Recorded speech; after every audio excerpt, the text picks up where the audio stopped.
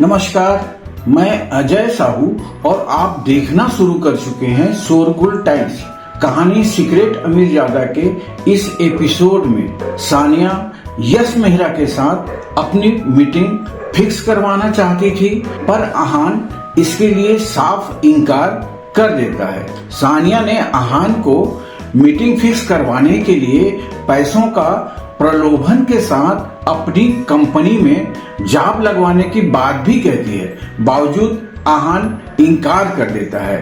तब पलक आहान से गुस्से में कहती है, तुम क्या सोचते हो, मेरे भी शिमला में बहुत कांटेक्ट, मैं उनसे बोलकर यश के साथ मीटिंग करवा सकती हूँ। पलक आहान को चैलेंज करती है। आहान भी सोच लेता है और कहता है, देखते हैं मेरी मर्जी के बिना यश के साथ कैसे मीटिंग कर पाते हो। इसके बाद सानिया ने यामिनी से स्प्रिंग कॉर्पोरेशन में उसका घर देखने की बात कह दी है, क्योंकि सानिया को विश्वास नहीं हो रहा था कि यामिनी का वहां घर होगा। पहले तो यामिनी घर जाने के लिए मना कर देती है, पर बाद में पलक के कहने पर वो मान जाती है। तीनों यामिनी का घर देखने स्प्रिंग कॉर्पोरेशन पहुंचते हैं। घर इतना बड़ा और सुंदर था कि सानिया और पलक की आंखें खुली की खुली रह जाती है। सानिया उस घर में कुछ दिन रहना चाहती है।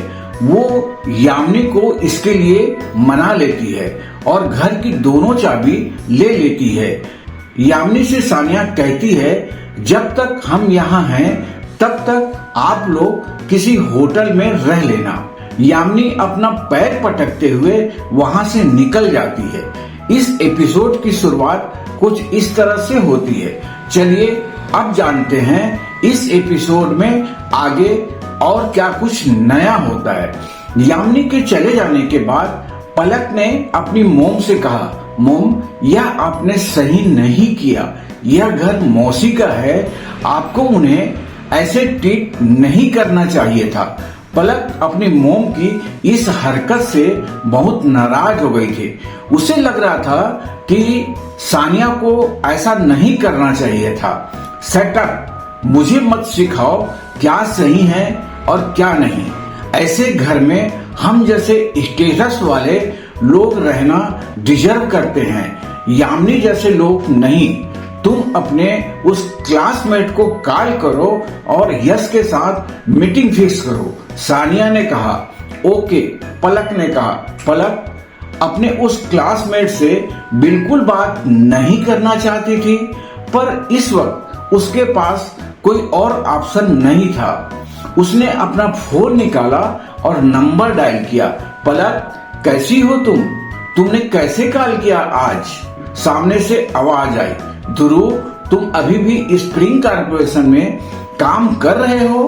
पलक ने सीधा सवाल किया। उसे ध्रुव का हालचाल पूछना जरूरी नहीं लगा। हाँ, अभी तो मेरा प्रमोशन भी हो गया है, मैं एचआर डिपार्टमेंट का मैनेजर हूँ, ध्रुव ने कहा। ध्रुव की आवाज में घमंड था।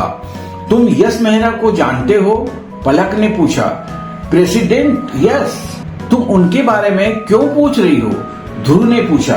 ज्यादा सवाल मत करो, जितना पूछा है उतना जवाब दो, पलक ने चिढ़ते हुए कहा। हाँ, मैं उन्हें जानता हूँ, पर प्रेसिडेंट यश, इससे पहले ध्रुव कुछ कह पाता, पलक ने उसकी बात को काट दिया, पर वह कुछ नहीं। कल शाम 7 बजे हिल्स एज रेस्टोरेंट में तुम और प्रेसिडेंट यश दोनों पहुंच जाना, पलक ने कहा और फोन रख दिया। पलक, तुम्हें ध्रुव से ऐसी बात नहीं करनी चाहिए थी, अगर उसे तुम्हारी बात बुरी लग गई तो, सानिया ने कहा। मोम, ध्रुव को मैं जानती हूँ, वो ऐसा ही है, मैं उससे चाहे कैसे भी बात कर लूं, वो मेरी बात नहीं टालेगा, पलक ने कहा। पलक श्योर थी कि ध्रुव उसकी और यश की मीटिंग फिक्स कर देगा। कुछ देर बाद यामिनी हॉस्पिटल पहुंच गई। इस वक्त शेखर को भी होश आ गया था। शेखर, अब कैसा लग रहा है? यामिनी ने पूछा। मैं बेटर फील कर रहा हूँ। सनाया कैसी है? शेखर ने पूछा। शेखर को सनाया की बहुत फिक्र थी। उसने देखा था कि अनन्या ने उसके हाथ पर कैसे चाकू चलाया था। शेखर सोच भी नहीं पा रहा था कि सनाया को कितना दर्द हुआ होगा। सनाया ठीक है, उसे भी होश आ गया है, उसके घाव ज्यादा गहरे नहीं हैं। डॉक्टर ने कहा है कि वो जल्दी ठीक हो जाएगी। शायद अहान उसे बाहर लेकर गया है।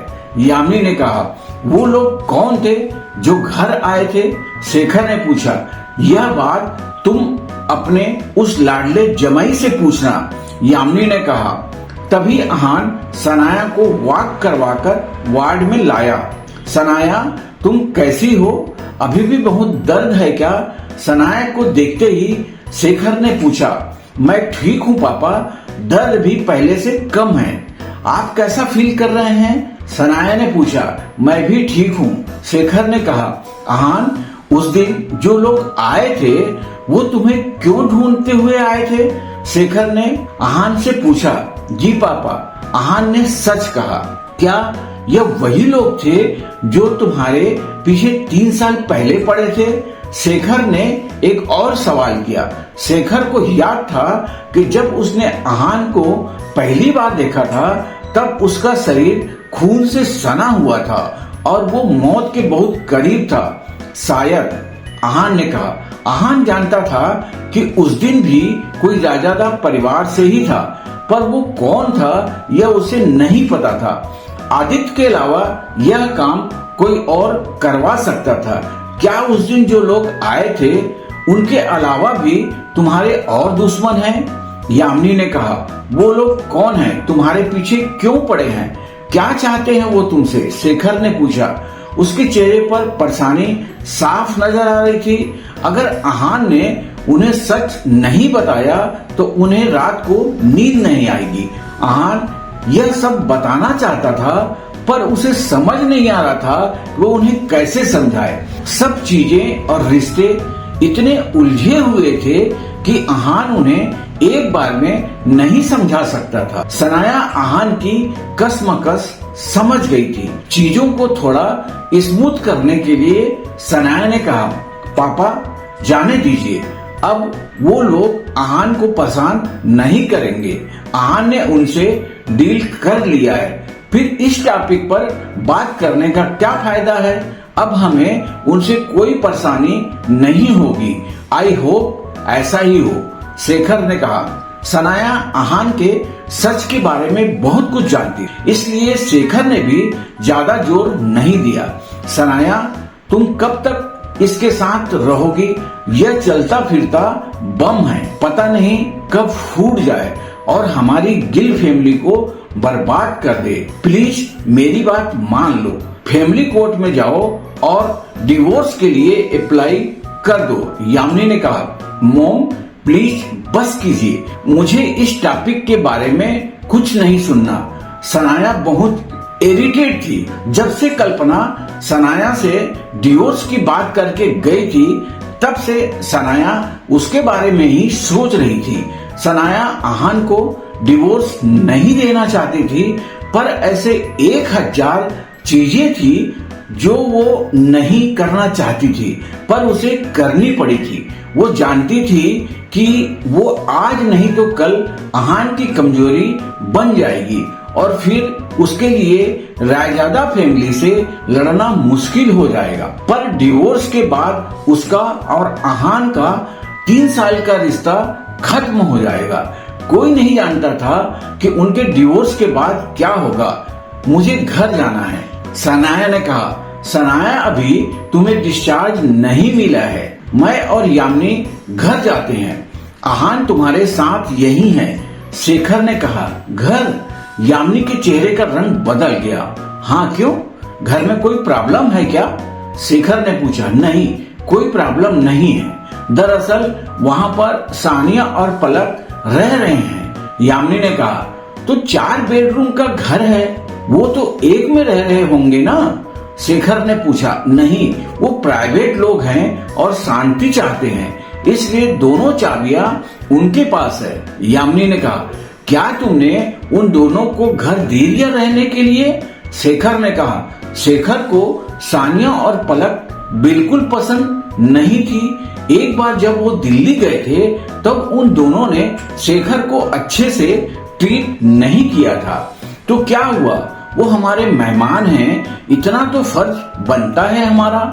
यामिनी ने कहा, फिर तुम हॉस्पिटल में क्या कर रही हो, घर जाओ और उनकी सेवा करो। शेखर ने यामिनी को ताना मारा, मोम, सानिया मौसी ऐसा कैसे कर सकती है?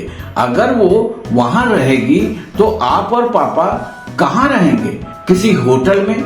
सनाया को बहुत गुस्सा आ रहा था। This is too much. Sanaya ने अपना पैर पटका। जाने दो सनाया, तुम आराम करो, शेखर ने कहा और उसके बालों को सहलाया। आहान बहुत नाराज हो गया था। होटल में घर जैसा आराम नहीं मिल सकता था। शेखर की तबीयत अभी तक ठीक नहीं हुई थी और यामिनी ने बिना सोचे समझे उन्हें घर की चाबियां दे दी। पर आहान कुछ नहीं कर सकता था क्योंकि घर यामिनी का था और उन्होंने अपनी मर्जी से उन्हें दिया था। रात बहुत शांति से गुजर गई। सुबह शेखर और यामिनी जल्दी ही हॉस्पिटल पहुंच गए। उन्होंने आहान को घर जाने के लिए कहा। जाने से पहले आहान ने सोचा कि वो सुमित्रा और हिमानी से मिल ले।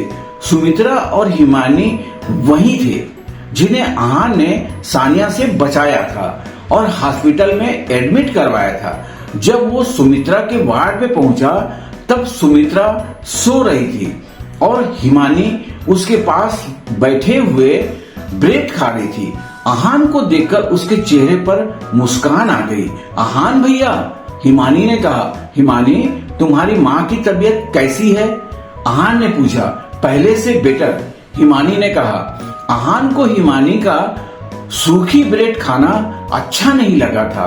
आहान को पहले लगा कि दोनों माँ बेटी बहुत पतले, पर अब उसे समझ आ गया था कि दोनों बहुत भूखे हैं। दोनों को अच्छे से खाना नहीं मिल रहा था। आपने नाश्ता कर लिया? हिमानी ने पूछा। नहीं, बस करने जा रहा हूँ, तुम भी चलो मेरे साथ? आहान ने कहा। नहीं भैया, मैंने नाश्ता कर लिया है। हिमानी ने कहा। तो क्या हुआ, मेरे साथ नाश्ता करो, आहान ने कहा और उसे अपने साथ हॉस्पिटल के कैंटीन में ले गया। वहां जाकर आहान ने कुछ सैंडविच और ओट्स ऑर्डर किए। भैया, आपने इतना सारा खाना ऑर्डर किया है, आप इसे कैसे खत्म करेंगे? हिमानी ने कहा। मैं खत्म नहीं कर पाऊंगा, पर हम दोनों मिलकर खत्म कर लेंगे, आहान ने कहा और मुस्कुराने लगा। जब नाश्ता आया तो दोनों खाने लगे। आहान बहुत आराम से खा रहा था और हिमानी को खाने में शर्म आ रही थी। बस मेरा पेट भर गया, आहान ने कहा। भैया, फिर इतना खाना कौन खाएगा? हिमानी ने पूछा। तुम, और अगर तुमने नहीं खाया तो हम इसे यहीं फेंक देंगे, आहान ने कहा। नहीं, हम इतना खाना वेस्ट नहीं कर सकते, हिमानी ने कहा और खाने लगी। जब उसका पेट भर गया तब उसने कहा, भैया मैं अब नहीं खा सकती। कोई बात नहीं, इसे अपनी मोम के लिए पैक करवा लो, आहान ने कहा। थैंक यू भैया, हिमानी ने कहा और वहां से चली गई। आहान भी घर की तरफ चले गया। शाम को सानिया और पलक तैयार होकर हिल्स एज रेस्टोरेंट के लिए निकले। दोनों ने बहुत लविश ड्रेस पहना था। हिल्स एज रेस्टोरेंट बहुत महंगा रेस्टोरेंट था। जब दोनों वहां पहुंचे तो वहां बहुत सारी महंगी और लग्जरीज कार्स पार्क थी।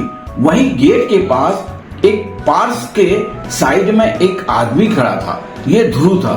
जब उसने दोनों को आते हुए देखा तब उसके पास गया और बोला, हेलो पलक, हेलो आंटी, वेलकम। पलक ने उसकी बात का कोई जवाब नहीं दिया, पर सानिया ने कहा, हेलो बेटा, पलक तुम्हारे बारे में बहुत बात करती है। सच में आंटी? ध्रुव खुश हो गया। हाँ बेटा, यह अक्सर बताती है कि तुम कितने सक्सेसफुल और वेल मैनर्ड हो। सानिया बिना मन उसकी तारीफ कर रही थी। ध्रुव हंसने लगा। ऐसी कोई बात नहीं है आंटी, ध्रुव ने शर्माते हुए कहा। चले अब, पलक ने कहा और सेकंड फ्लोर की तरफ जाने लगी। सेकंड फ्लोर बाकी फ्लोर से ज्यादा पाश और रिच था। प्रेसिडेंट यश कहाँ है? सानिया ने पूछा। वो किसी काम में बिजी हैं, बस थोड़ी देर में आते होंगे। ध्रुव ने कहा ठीक है, हम उनका वेट करते हैं। सानिया ने कहा नहीं, कोई प्रेसिडेंट यश का वेट करे उन्हें पसंद नहीं है, वो आए तब तक हम ऑर्डर कर देते हैं। ध्रुव ने कहा और मेनू देखने लगा। अरे तुम क्यों ऑर्डर करोगे? यह डिनर हमारी तरफ से है, हम ऑर्डर करते हैं। सानिया ने कहा ओके। ध्रुव ने कहा और मेनू सानिया को दे दिया। सानिया ने अब सोचा यह मैंने क्या कर दिया?